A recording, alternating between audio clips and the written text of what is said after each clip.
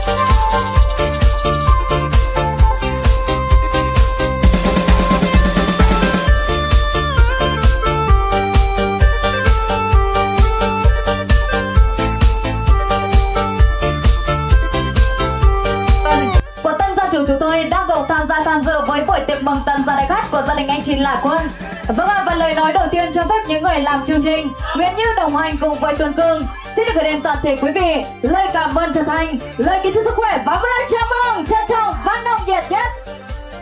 Vâng ạ, kính thưa quý vị thân mến, thấy rằng Tàu Châu hỏi vợ làm nhà, trong ba việc đó việc nào cũng to. Và câu nói đó có con giá trị đến ngày hôm nay. Vợ thật vợ, vợ chồng tất cả những đâu cạn. Và sau đây một nữa, ban tổ chức chúng tôi không để cho phim ta về chờ thêm một phút giây nữa. Xin được trân trọng kính mời đại gia đình các chủ, anh chị Lạc Quân sẽ cùng nắm chặt tay của nhau trở về sân khấu ra mắt toàn thể quý vị quan khách trong buổi trưa ngày mai. Một nữa, ban tổ chức xin được trân trọng kính mời điều thứ nhất của chị Lạc Quân trong buổi trưa ngày mai. Dạ vâng ạ, xin được trân trọng kính mời anh trai đi cầm mà. Anh trai ơi, ai có thể khám ơi, cái mắt này ai ơi.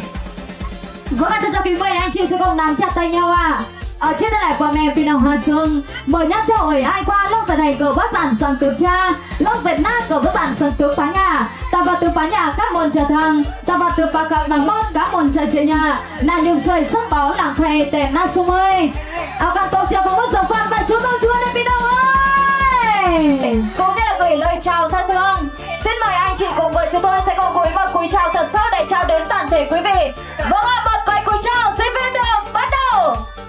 Một tràng vào tay được đưa toàn thể quý vị ạ. Kính thưa quý vị thân mến, thấy rằng gia đình là nơi tình yêu được bắt đầu và không bao giờ kết thúc. Sống theo dòng chảy của thời gian, sống trên cuộc đời này, mỗi các người chúng ta ai cũng hẳn muốn cho mình cùng một cuộc sống no hạnh phúc. Muốn làm được điều đó phải trải qua nhiều tố áp lực và khó khăn. An cư thì mới lập nghiệp. Bởi vì ngôi nhà là tấm yêu thương, là như tất cả các thành viên trong gia đình đều muốn cái bền thì thắng lao đầu vất vả vươn ba cho cuộc sống. Và đặc biệt hơn nữa, khi một sự hiện diện cũng đủ toàn thể quý vị quan khách trở về đây tại Ban Lẩy, xã Bắc Phạm, huyện Tây Châu cùng nhau đến tham dự buổi lễ mừng tân gia đại khách ngày hôm nay. Và kính thưa quý vị thân mến, vào ngày hôm nay từ sáng ngày thật đẹp, tháng thật lành, ngày 21 tháng 4 năm 2025 được sự tình của các thành viên trong gia đình, được sự đồng ý của chính quyền địa phương cho phép rửa tay. Sau đây một nữa cho phép Tân Cường và Nhân Nguyễn không để cho quý vị chúng ta phải chờ thêm một phút giây nữa. Buổi lễ mừng tân gia đại khách anh chị Lạc Quân trong buổi trưa ngày hôm nay xin phép chính thức được bắt đầu.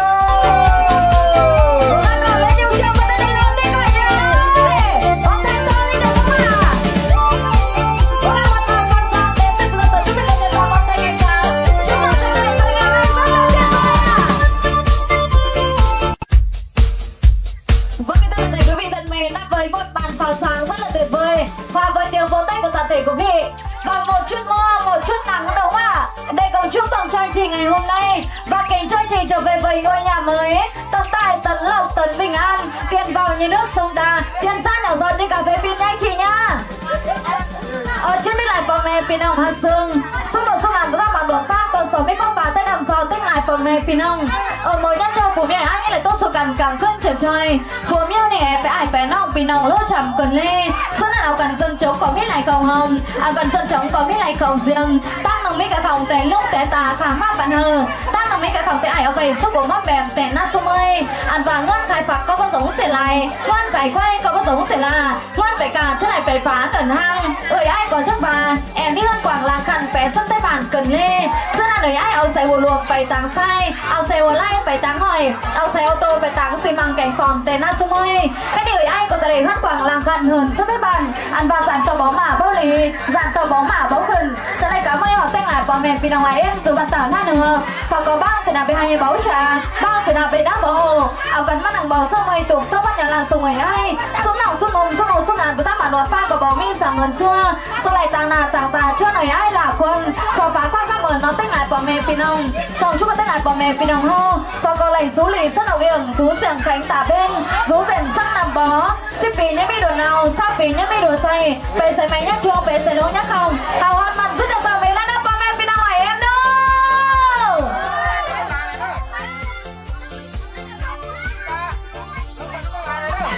Vâng ạ, kính thưa tất cả quý vị thân mến ạ. Và để cùng bước tiến về với ngôi nhà mới hạnh phúc tấn tài tấn lộc tấn bình an. An cư thì mới làm nghiệp đúng không ạ? Và ngay giờ phút đây thì đại gia đình chúng tôi còn nhiều món quà ý nghĩa tuyệt vời và yêu thương. Vâng ạ, món quà đầu tiên cho cháu kính mời món quà gia đình anh Toan Thi và món quà đến từ gia đình anh chị Tân Hiển ạ. Vâng ạ, cho cháu kính mời nhiều món quà còn trong danh sách của ban tổ chức. Chúng ta sẽ cùng tiếp cận sân khấu gửi gắm đến anh chị món quà ý nghĩa tuyệt vời của mình cho cháu kính mời Kính thưa quý vị thân mến, món quà đầu tiên đến từ gia đình anh Toàn Thi, gia đình anh chị Tân Hiển, gia đình anh chị Thoan Hề và gia đình cháu Cương Nhung. Xin được trân trọng kính mời những chủ nhân món quà chúng ta sẽ cùng nhau nhanh đưa sở phước của mình và cùng nhau nở ra đầu cây ngày trên môi và cùng nhau trở về thành cáu cho lại tất cả yêu thương của mình. Quý thưa anh chị là quay từ buổi trường ngày hôm nay. Và món quà gia đình anh chị Tân Hiển món quà đến từ gia đình anh Thoan Hề và món quà cháu Cương Nhung. Và xin mời món quà tiếp theo đến từ gia đình cháu, đến từ gia đình em Khinh Tươi Vâng, món quà có từ danh sách của ban tổ chức sẽ cùng tiếp cận sân khấu gửi gắm đến đại gia đình món quà ý nghĩa và tuyệt vời Xin được trân trọng kính mời. Kính thưa quý vị thân mến, món quà tiếp theo đến từ gia đình em Thanh Tươi, gia đình em Liêm Khánh, gia đình em Mai Sang, gia đình em Bùn Giếng. Xin được trân trọng kính mời những bông hoa của chúng ta sẽ cùng nhau tiếp cận sân khấu cho lại tất cả yêu thương của mình gửi tới cho gia chủ ngày hôm nay.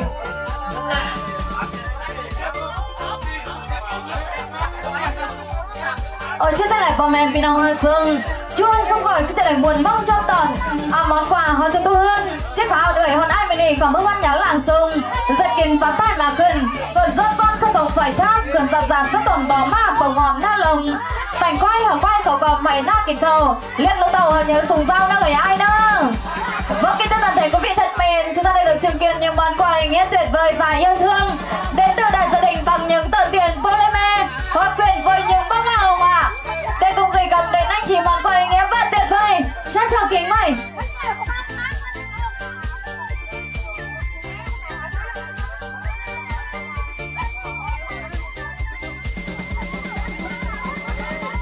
Vâng, món quà tiếp theo trân trọng kính mời món quà đến từ gia đình em Giai Kim sẽ cùng trở về với sân khấu lễ Đại Đông Quang và món quà đến từ gia đình anh Sáng Kiệt và món quà đến từ gia đình anh Kim Trung Vâng, trân trọng kính mời những món quà sẽ cùng tiếp cận sân khấu của chúng tôi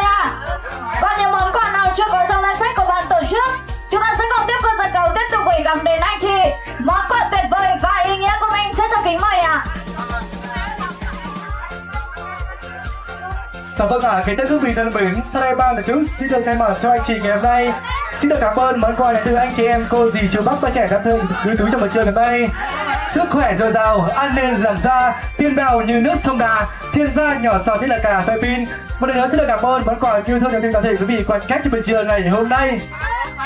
Vâng, chân thành cảm ơn món quà gia đình anh Toàn Thi, cảm ơn món quà gia đình anh chị Tân Hiền, chân thành cảm ơn món quà gia đình anh Thoan Hề, cũng như là món quà cháu Cương Nhâm và món quà em Khinh Tươi, và trân trọng cảm ơn món quà em Liêm Khánh và cảm ơn món quà em Mai San, và thật cảm ơn món quà em Bùn Diễm, và trân trọng cảm ơn món quà em Giai Kim và món quà đến từ gia đình anh Sáng Kiệt, và trân trọng cảm ơn món quà đến từ anh Kim Trung. Vâng, kính thưa toàn thể quý vị thân mến, chúng ta vừa được chứng kiến những giây phút hạnh phúc tuyệt vời bằng những món quà ý nghĩa tuyệt vời của gia đình chúng tôi gửi gắm đến anh chị. Cùng nào lên một tràng và tay lớn để chúc mừng gia đình chúng tôi đi cả nhà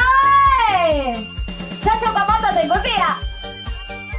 vâng, những món quà ý nghĩa tuyệt vời chưa có trong danh sách của ban tổ chức tiếp cận sân khấu gửi gắm đến anh chị món quà ý nghĩa tuyệt vời yêu thương Vâng, xin mời món quà tiếp theo Vâng, hôm nay anh chị bước tiến về ngôi nhà mới còn như rất là nhiều món quà của gia đình chúng tôi để cùng chúc mừng đến với anh chị đến với ngôi nhà khang trang và lịch sử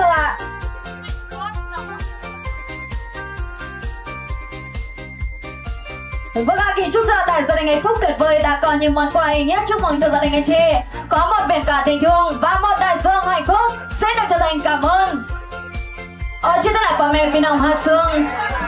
tạm lì với mẹ tay có cho mi bồn lì phát trần đặt lốc bông sú của nhà mình chấp bên hà bà chúa đời ai qua có sẽ lại kẹp thuốc mẹ nhé chị mấy chế là cầu hòm phát cầu nơi bay khảo sắp khảo quá thế này của mẹ Phi Nông thôi áo cắt cái chế là tên cái ta chúa chế là cha các mẹ Phi Nông ơi xuống mai ơi năm tại tiền chắc là cái phép lầu lên đây Phi Nông ơi anh ơi cho em xin mic lên một tí anh ơi cho em xin mic lên một tí xuống mai ơi ôi sướng nổi cái này nào bỏ cái này cả nhà mình ơi vâng ôi giờ hôm nay đừng lên nha mùa nắng vừa mưa thời tiết rất là thuận lợi để cho anh chị bước tiến về ngôi nhà mới đâu ngất cao khó nằm trên này mắc còng là Phi Nông ơi kiên khẩu kiên ngay với điều cắt cứng cẩn kiềm chế làm chém đâu có mẹ Phi Nông ơi vâng chân trọng kính mời đến toàn thể quý vị làm phiền toàn thể quý vị trong vòng 10 giây thôi giúp em ơi dệt lắc dệt sau lùa làn áo cắt cứng cẩn cái ta chuốt giúp nổ giúp làn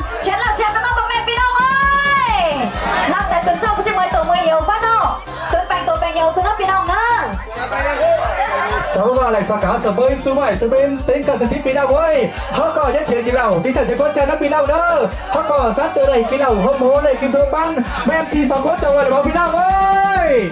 cho MC với sân khấu đó là hiện là có ngăn con chân sân lẩu với bị nào nữa MC sẽ tăng bản cho MC tăng bản MC bị nào đó bên cứ bị nào con không có chân nào bản lại bị nào nữa vâng cả nhà mình ơi một lần nữa nhá to hơn nha ở dạp bên kia anh chị ơi ôi chứ nó không yên là nọ